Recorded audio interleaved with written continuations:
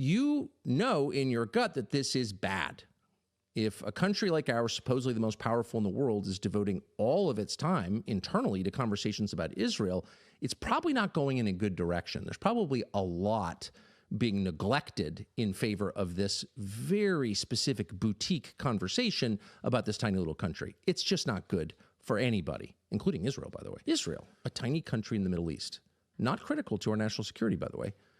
But the conversation, the bandwidth, is consumed by questions of Israel.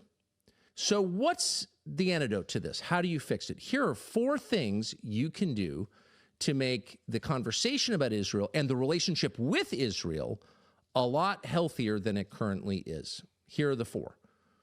The first is get some global perspective on what we're talking about.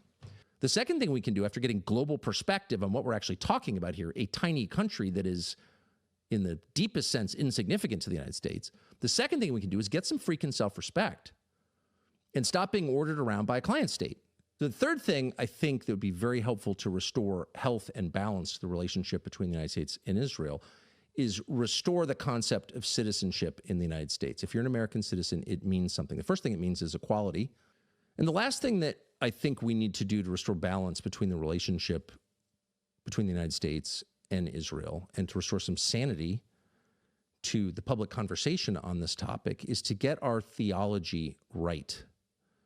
And this is not a message aimed at Israelis or Jews. This is a message aimed at Christians, who are the largest group of Israel supporters in the United States.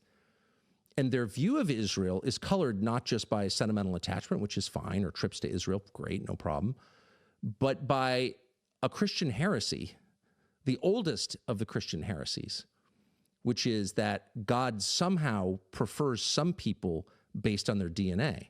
And of course, the whole point of Christianity is that that is no longer true, that there is no chosen people. The chosen people are people who choose Jesus.